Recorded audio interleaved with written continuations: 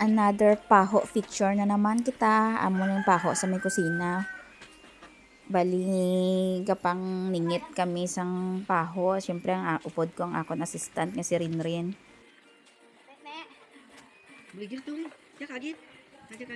Hindi ka kagis ka. Ano ya? Kalabot ka. As pihak dan ko malapot mag-ija, wait lang. Jaket lang. Rapes. Diyan ka lang. Wait lang, be. Sabi, hindi. Vlog perempuan. May. Sabi. Naragol ah.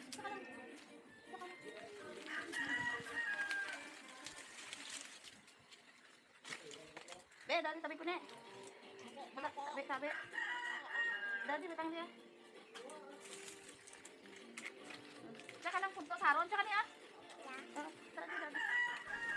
Ang iban malabot siya pero syempre mas challenge gid na ang masingit-singit agis ang ginapili ang medyo dako kag ang siringet abot mabugat man gali mga tatlo lang siguro makayanan nga sulod kay kabugat tatlo na gani bugat-bugat pa bugat na gali how much more kun mga 5 pa. So, mostly mga isa or duha, maximum 3 lang kapaho ang masingit ko.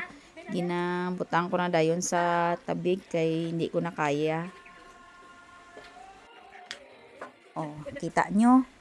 Pisan ang akon assistant nga si Rinrin, taga guyod ka tabig.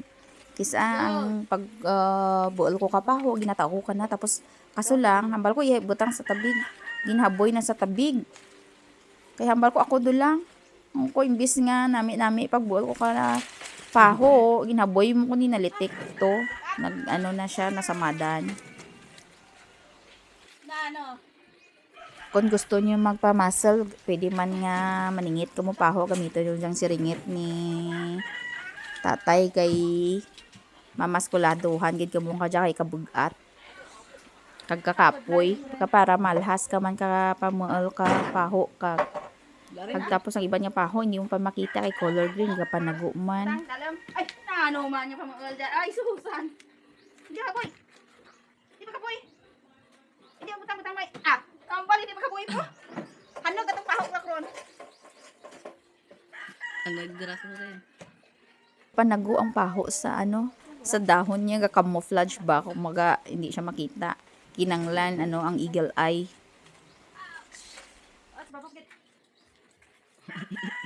Bugat. Ha?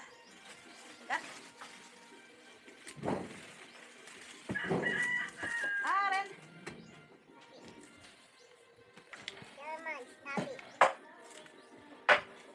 Hindi pa kaboy ya? Hinay lang.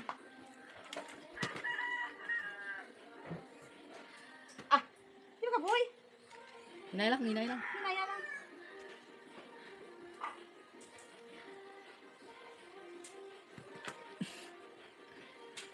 Boy. Nayala rin.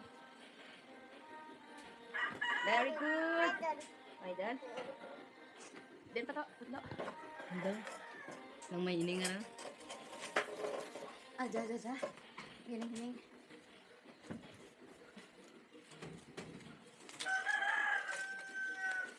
Wow, ito. Yep. Kisun na daw. Nanda nga panago. Wow, tatlo. Umbilin pang nami. Bugat.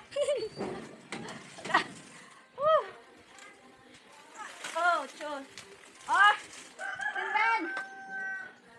Para man galing mo. Ren, din assistant ko man. Ang akon assistant, may pagkasarawayon man ginhaboy na ambot. Imbis nga nami nga paho ang buol ko naglitik kag hanog to kasabad ki rin. Bali mga nabilin man lang dyan nga paho kay ginagpabilin kami mo kay syempre konsumo kag baralunon ko pabalik kag gin harvest na siya before fiesta namon kay syempre balaan mo naman basi kun hindi pa ma-harvest kag mag-fiesta damo maging ano na damo na basi mga isa ka tabig or isa ka kaing ang mabuhin. Kaya ano man, gin panigurado ni Father dear, gin harvest na siya. Bali ang paho mostly after harvest mga 1 week ata siya maluto.